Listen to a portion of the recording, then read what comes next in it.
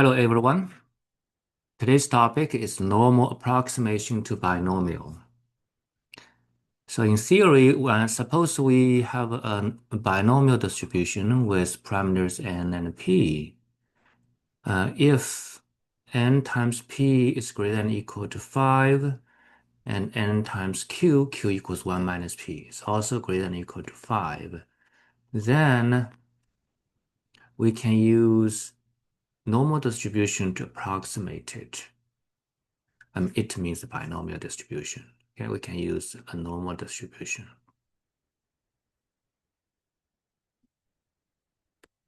to approximate binomial.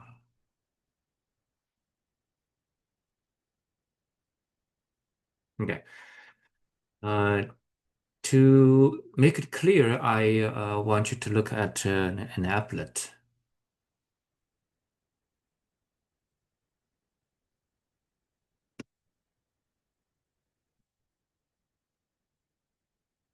Okay, this is the one.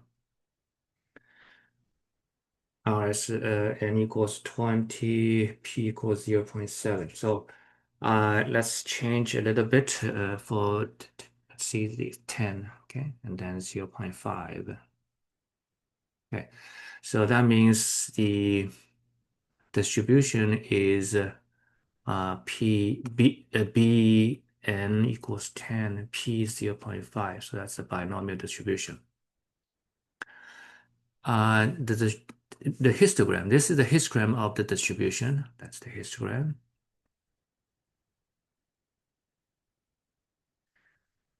So these are the x values and that the binomial random variables, the values that the random variable can take. Okay, these are the values. And if we add a normal curve, and you see the distributions, two distributions, okay? One is a normal distribution, one is a binomial distribution. They're sort of close. And when p is not equal to 0.5, then the histogram is not symmetric.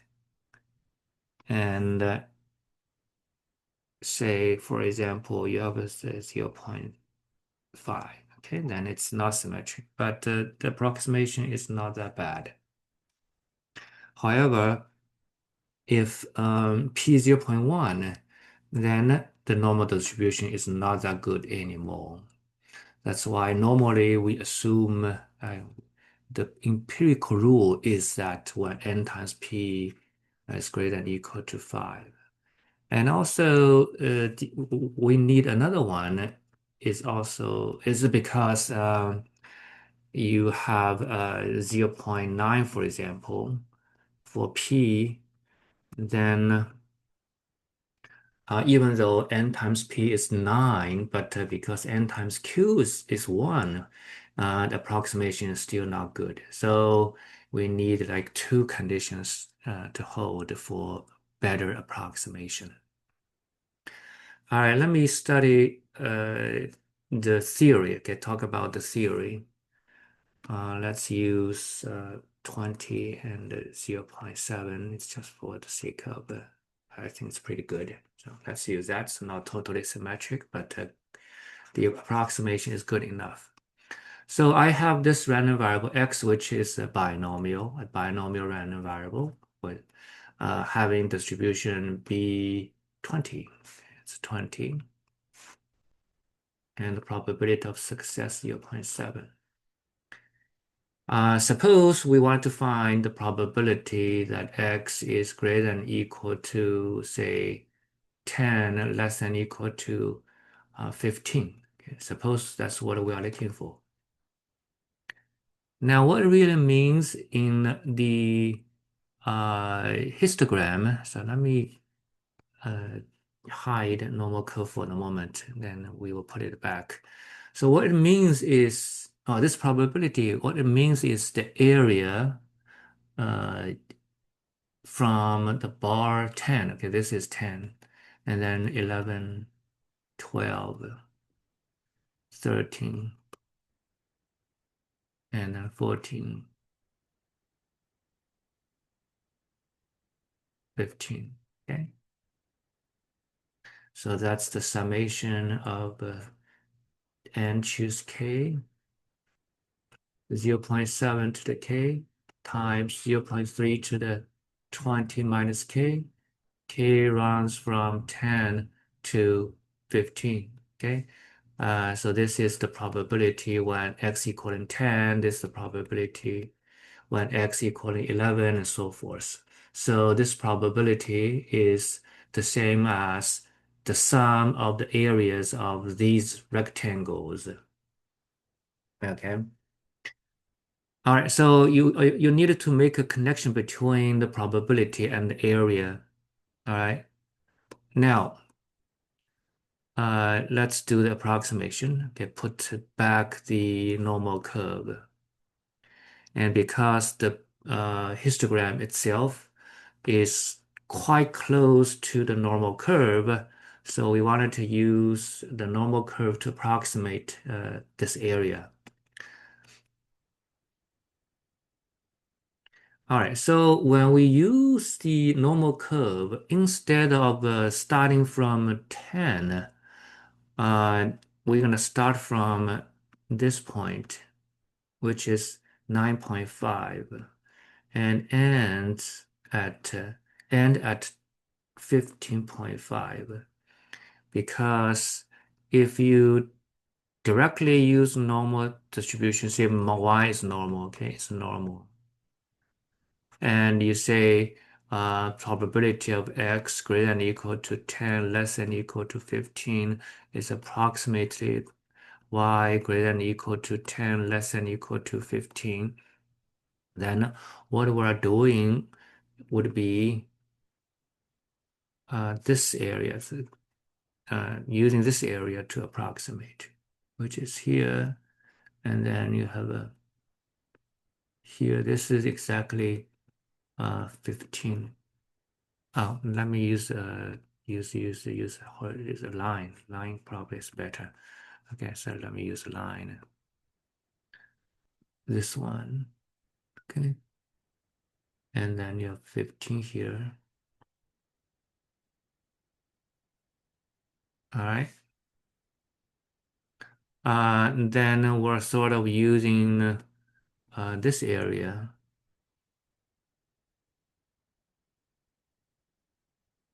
Okay, so everything between 10 and 50 is 15. And then you see this area is not as good as a approximation, not as good as what we did earlier. You should include these two pieces to make the approximation better. So in fact, we actually don't do this. We're gonna make it the probability y is normal. Instead of starting from 10, we start from 9.5 and end at 15.5. This 0.5 thing is called continuity correction. So basically, we are doing this. We are doing uh, approximately x greater than equal to 10 minus half and less than equal to 15 plus half. And this minus half plus half is called continuity correction. Normally, when you try to use a continuous distribution to approximate a discrete distribution, this continuity correction would be normally there, is usually there. Okay, so now we know we can use this normal curve to approximate the histogram of binomial, and algebraically we just express like that. Okay. Now, what kind of normal distribution should we use? Uh, for example, what is the mu? What is the standard deviation? So y is normal distribution. It has two parameters, mu and sigma. Okay, variance sigma squared. So what should we use for mu and what should we use for sigma squared for this y, which is here? The distribution is this normal curve. So naturally, we're gonna borrow actually just use, not borrow, you're not returning. It just use the mean from this distribution. So mu equals 20 times 0.7 equals 14. and variance equals NPQ, and you have 42 for 4.2. Okay. Then sigma is the square root of 4.2. Okay. And um, so what we're gonna use this sigma and this mu for this normal distribution. So we say, oh, y is a normally distributed with mean 14 and variance 4.2. All right. And then we can use a normal table to find out that. So let's continue this. It's the same as y minus 14 over square root of 4.2. You do this for the two endpoints. 9.5 minus 14 over square root of 4.2. Okay. That's phi of what number? Let's find out that number.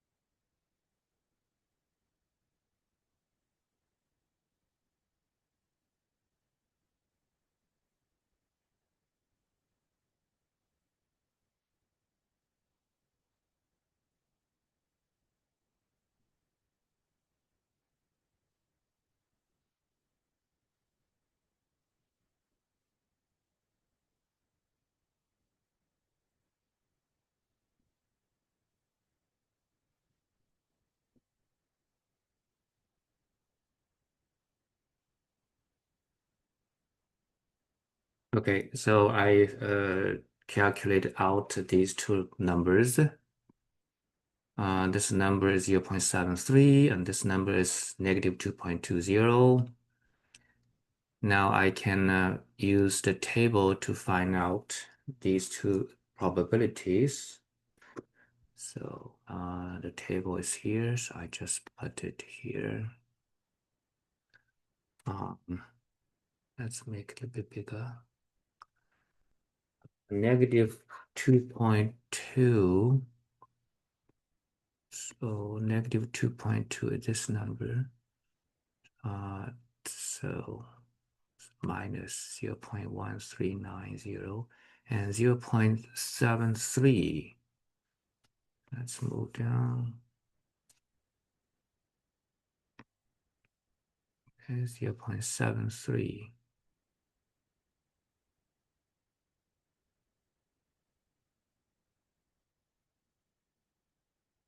So this is this number, 0.7673. So it's about 0.6283. Okay, so this is the approximated value. So let's go back to this problem. Let's move a little bit to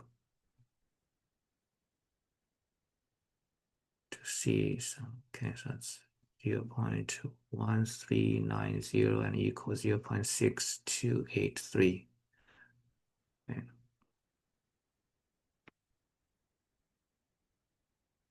All right, so let's look check, okay? This number, it's from 9.5 to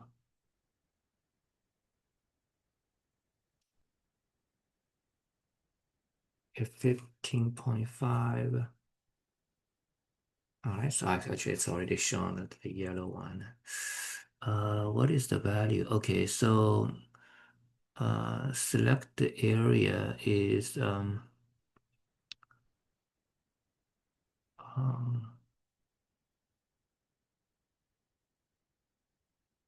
20. So let's see.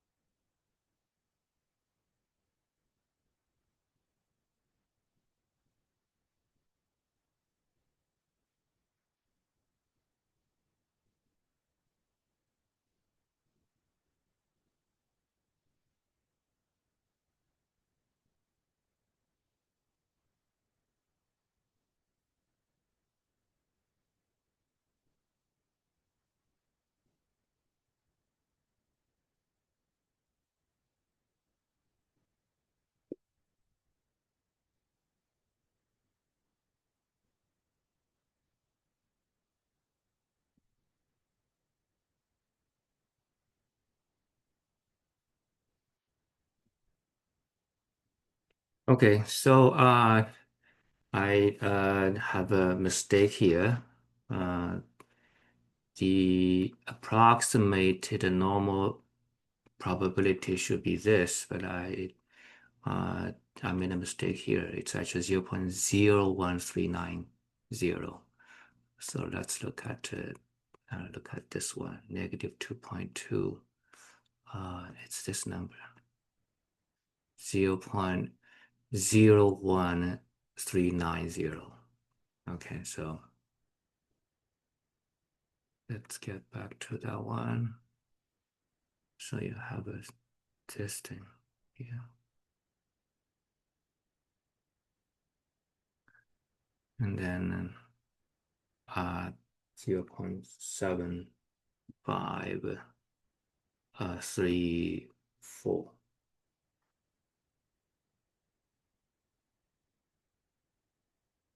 This 38 is a bit more accurate because we're using the table. And also, this number is actually it's a little bit inaccurate. So after this approximation, the number is slightly different from this number, which is more accurate using, in terms of the normal probability, that is more accurate. But the exact probability is this one, 0.7453, which is calculated by this expression.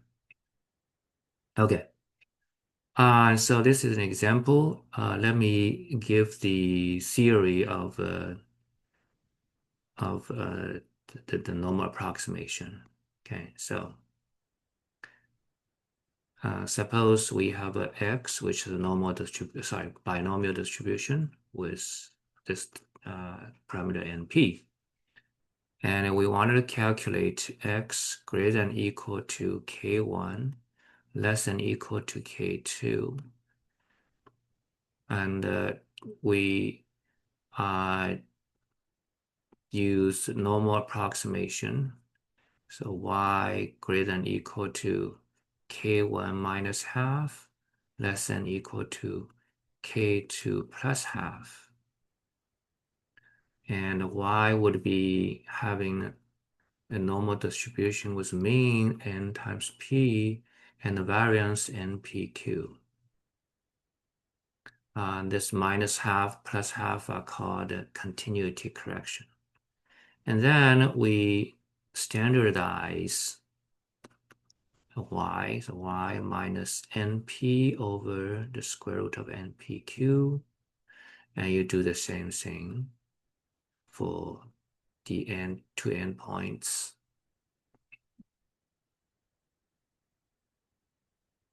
K1 minus half minus np over the square root of npq.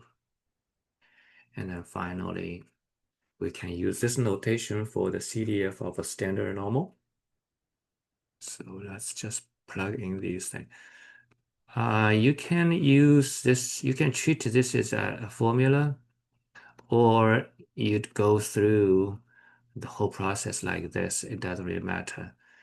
And I personally, I go through the process almost all the time. Okay, so that's the theory. And illustration is here. Okay, illustration is here. So you can consider this as a K1, and this is a K2, and the continuity correction. After we use that, it start from K1 minus half and end at K2 plus half. All right. Okay, so let's look at two examples. Uh, Erase everything and go to the slides. I think we're gonna go back to to that web page again. All right, so this is the theory. Actually, as an end. q greater than or equal to 5. I need to include that. And then now this is another applet you can look at. And mu and sigma, use mu and sigma from the binomial distribution. Okay, and let's look at this example. Okay. Let x be the number of times that a fair coin that is flipped 40 times lands on heads. Find the probability that 1x greater than or equal to 24, and then x equal to 20, sorry. So let's mark something. So x is a number of times that a fair coin lands on heads. So it's the number of heads in 40 Bernoulli trials. So I know it's binomial, which has a parameter 40, and p is half. It's a fair coin. So mu equals 20, and sigma squared equals 40 times half, which is 10. So when we're looking for the probability of x greater than or equal to 24, so when you draw the graph, you have a histogram, something like that. And 24, I don't know where it is. I mean, roughly somewhere. It's actually on the right side because the mean is 20, so it should be on the right side.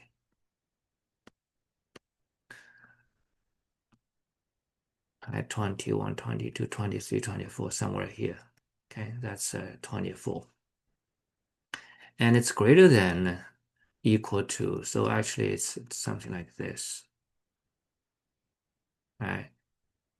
And if you use the continuity correction, you need to start from 23.5. Or you can write something like this: 24 less than or equal to x, if you feel that that matches the theory. And that equals the probability of y greater than or equal to 23.5. Now you can treat right side as less than infinity. In terms of approximation, that's good enough. So you don't need to worry about that. And then we do the standardization. So y minus mu is 20 over square root of 10, greater than or equal to 23.5 minus 20 over the square root of 10. That's 1 minus v of this number. Okay.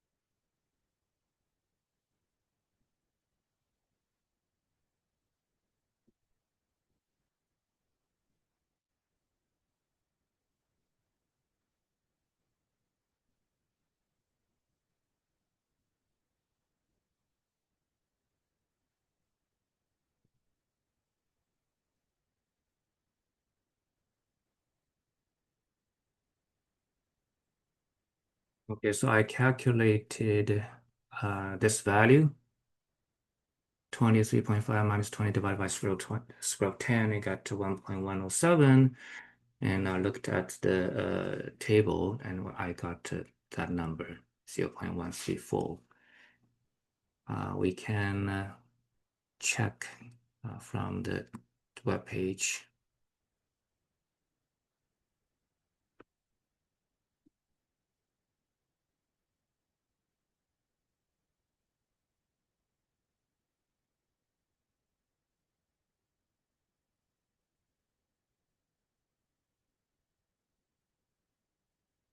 Negative 1.107. So this is like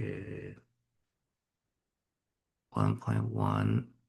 This is negative 1.1. By the way, probability of z greater than negative 1.107 is the same as the left side, z less than 1.07 because 1.107, and because we have symmetry. So sort of a average of these two. So it's 0.134. But a more accurate value is here. So I changed this n to be 40 and p 0.5, and area from 23.5 and to 40, 40.5, 40, they are the same, doesn't really matter. That's the normal approximation, and this is the exact value. Okay, they're very close. All right, so let's look at the next problem.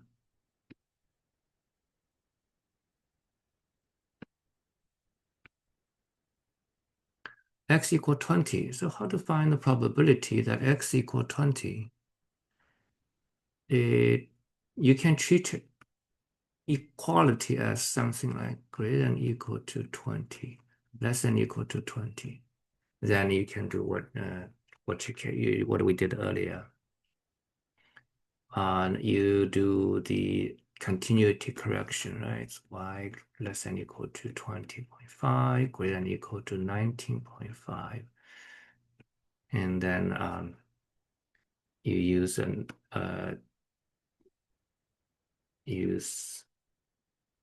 20.5 minus 20 divided by the square root of 10. I believe that's what we did earlier. X as a binomial distribution was n equals 20, p equals half. So 20, yeah. And then minus that 19.5 minus 20 over square root of 10. And then use the normal table, standard normal table to figure that out. I think we're gonna look at the web page, okay, see if we can check both normal approximation and then exact solution. So let's see.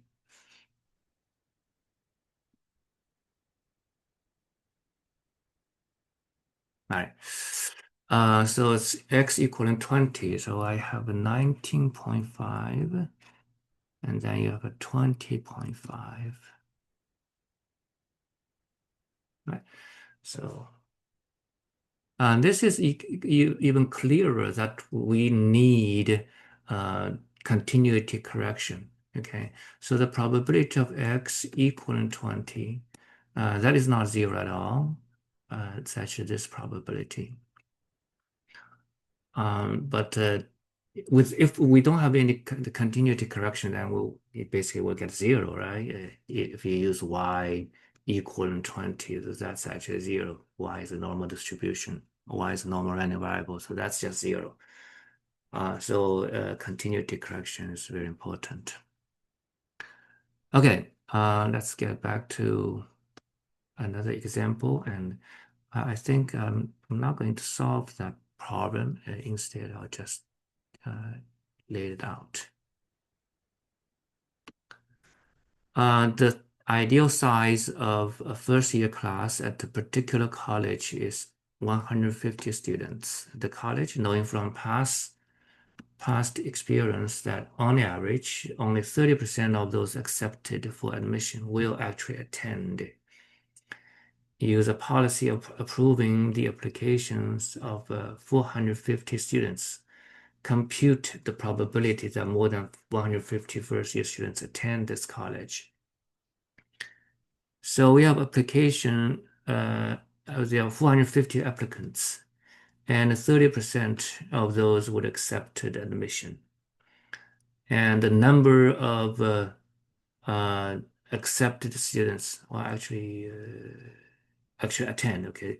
The number of students who attend, which is the number of successes in 450 trials with the probability of success 30%. So this is actually in terms of the number of first year students attend this college.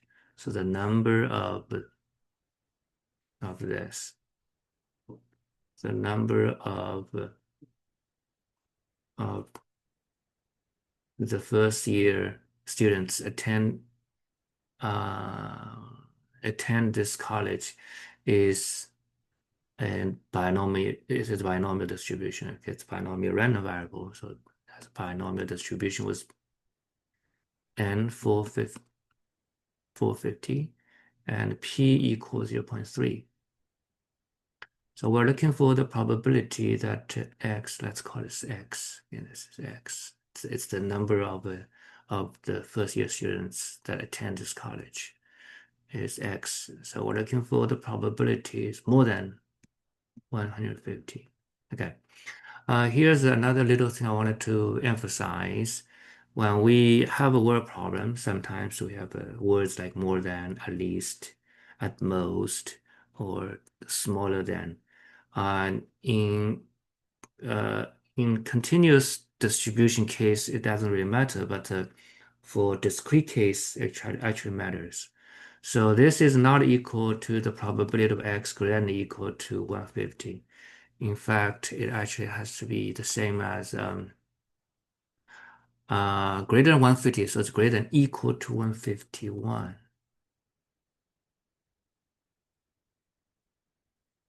All right. And then you can approximate it by y greater than equal to 150.5. Okay.